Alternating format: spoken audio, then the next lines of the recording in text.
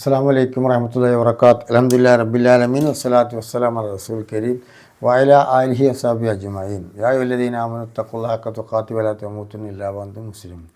ഒരിക്കൽ മൂസാ നബി അലൈഹി സ്വലാത്തു വസ്സലാം അള്ളാഹുവിനോട് ആവശ്യപ്പെട്ടു, അള്ളാഹുവേ, എനിക്ക് ആർക്കും പഠിപ്പിച്ചു കൊടുക്കാത്ത, ആരും ചെല്ലാത്ത, ആരും പറയാത്ത, ഇതുവരെ ആരും കേൾക്കാത്തതും പറയാത്തതുമായ ഒരു ദിക്ർ എനിക്ക് പറഞ്ഞു തരണം.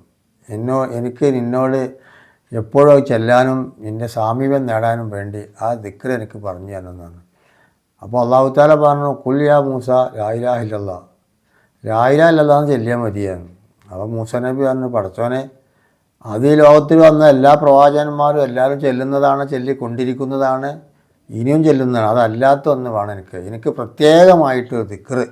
മൂസാ നബിക്ക് അത്രയും സ്നേഹം, പ്രത്യേകമായിട്ട് ദിക്ർ പറഞ്ഞു തരുന്നുണ്ട്. അപ്പോൾ അള്ളാഹു തആല പറഞ്ഞു, ഈ പ്രപഞ്ചവും ആ പ്രപഞ്ചത്തിലുള്ള എല്ലാ വസ്തുക്കളും ഒരു ത്രാസിൻ്റെ തട്ടിൽ വെച്ചാൽ ഏറ്റവും കൂടുതൽ കനം, മറ്റേ ത്രാസിൽ ലാ ഇലാഹ ഇല്ലല്ലാഹ് എന്ന് വെച്ചാൽ ഏറ്റവും കൂടുതൽ കനം തൂങ്ങുന്നത് ലാ ഇലാഹ ഇല്ലല്ലാഹ്. ആ ലാ ഇലാഹ ഇല്ലല്ലാഹ് ആരെങ്കിലും മരിക്കുന്ന സമയത്ത് അതാണ് ചൊല്ലി മരിച്ചാൽ അവന് നരകം ഹറാം, സ്വർഗം നിർബന്ധമാണ്. പക്ഷെ മരിക്കുന്ന സമയത്ത് ചെല്ലണമെങ്കിൽ അവൻ്റെ കഴിഞ്ഞു പോയ ആയുസ്സുകളൊക്കെ അള്ളാഹുവിൻ്റെ തൃപ്തിക്ക് വേണ്ടിയിട്ടും ഈ ലാ ഇലാഹ ഇല്ലല്ലാഹിൽ ഉദ്ദേശിച്ചുമായിരിക്കണം അവൻ ചെല്ലുന്നത്. എന്നാൽ അവന് സ്വർഗത്തിൽ പ്രവേശിക്കാം. അത് അള്ളാഹു തആല സൂറത്ത് മുഹമ്മദിൽ പറഞ്ഞത്, ഫഅലം അന്നഹു ലാ ഇലാഹ ഇല്ലല്ലാഹ്. പ്രവാചകരെ, നബി സ്വല്ലല്ലാഹു അലൈഹി വസല്ലം തങ്ങളോട് പറയുന്നു, നിങ്ങൾ ലാ ഇലാഹ ഇല്ലല്ലാഹ് ചെല്ലുക.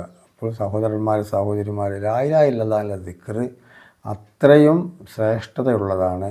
അത് നിങ്ങൾ ജീവിതത്തിൽ നിത്യമാക്കുക.